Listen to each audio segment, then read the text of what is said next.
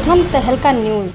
उत्तराखंड के पूर्व मुख्यमंत्री हरीश रावत हरिद्वार दौरे पर रहे, जहां सबसे पहले उन्होंने हरिद्वार विधानसभा में प्रत्याशी सतपाल ब्रह्मचारी और सैकड़ों कार्यकर्ताओं के साथ रोड शो निकाला और उसके बाद हरिद्वार ग्रामीण विधानसभा में पहुंचे, जहां पर कार्यकर्ताओं ने गर्मजोशी के साथ उनका स्वागत किया। हरिद्वार ग्रामीण विधानसभा से हरीश रावत की पुत्री अनुपमा रावत कांग्रेस प्रत्याशी के रूप में मैदान में है और उनकी टक्कर भारतीय जनता पार्टी के 2 बार के विधायक और कैबिनेट मंत्री स्वामी यतीन्द्र आनंद से है। हरीश रावत ने यहां पर भी रोड शो कर जनसभा को संबोधित किया और इस दौरान जब हरीश रावत का भाषण शुरू हुआ तो भाषण देते देते हरीश रावत का और उनकी पुत्री अनुपमा रावत का दिल भर आया और दोनों ही रोने लगे। आपको बता दें कि ये वो विधानसभा है जहां से हरीश रावत चुनाव लड़ चुके हैं और उनको हार का सामना करना पड़ा था। हरीश रावत जब सांसद थे तो उनके द्वारा इस विधानसभा में कई विकास कार्य किए गए थे, इसीलिए पूर्व मुख्यमंत्री हरीश रावत जब भी हरिद्वार ग्रामीण विधानसभा में आते हैं तो उनको कहीं न कहीं अपनी हार याद आती है। अब की बार इस हॉट सीट पर चुनावी मुकाबला अनुपमा रावत और स्वामी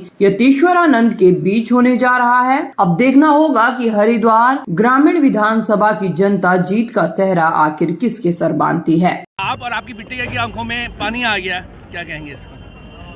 क्या कारण रहा है? बहुत सारे हमारे पुराने साथी भी मैंने देखा, तब मैंने अपने को बड़ी मुश्किल से कंट्रोल किया, वो भी रोने लग गए। कुछ वादे किए हैं। धन्यवाद। देखिए, हरीश रावत जी ने अपनी बातें लोगों के सामने रखी। हमारे लोग यहाँ पर हैं और सभी लोगों से, जितने भी यहाँ आए थे हज़ारों की तादाद में लोग हरिद्वार ग्रामीण 35 के, उनसे हमारा भावनात्मक लगाव है और कई वर्षों का है।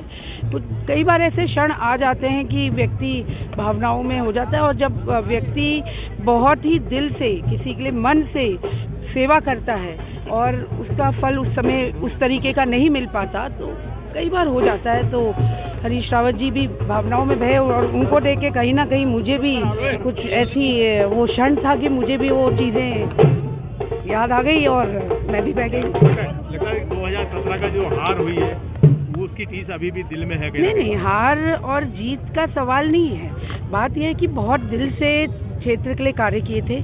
कई ऐसे कार्य थे जो कि आप ये देखिए, जब से लोग कहते हैं कि जब से आज़ाद हुए तब भी ये काम वहाँ पर नहीं हुए, लेकिन जब उन लोग और कई ऐसी बातें हैं जिसके लिए बड़े बड़े आंदोलन अलग राज्यों में छिड़े, लेकिन तब भी वो चीज़ें लोगों को प्राप्त नहीं हुई। लेकिन हमने लोगों की भलाई के लिए कार्य किया, ये कि भाई मेन स्ट्रीम प्रोग्रेस से लोगों को यहाँ जोड़ा जा सके हरिद्वार ग्रामीण के, लेकिन रिज़ल्ट उस तरीके से उस समय नहीं आ पाए और हार का सामना करना पड़ा। लेकिन ये चीज़ का वो नहीं है, और लोगों को एहसास है। आज किसी भी गांव में चले जाइए, जो लोगों का आशीर्वाद है। मैं ग्रामीण क्षेत्र है और यहाँ पर 8-9 बजे उन्होंने लोग विश्राम कर लेते हैं, लेकिन हम 9:30 बजे भी एक गांव हर्षीवाला पहुँचे तो वहाँ जो बड़े बुजुर्ग थे, उनको जब पता चला कि मैं आई हूँ तो वो बड़े बुजुर्ग अपने बिस्तर से उठकर मुझे आशीर्वाद देने आया। उन्होंने कहा, बेटी तेरे को हम जिता के भेजेंगे। और तो ये भावना है, भावनाएं। प्रथम तहलका के लिए हरिद्वार से जहांगीर मलिक की रिपोर्ट।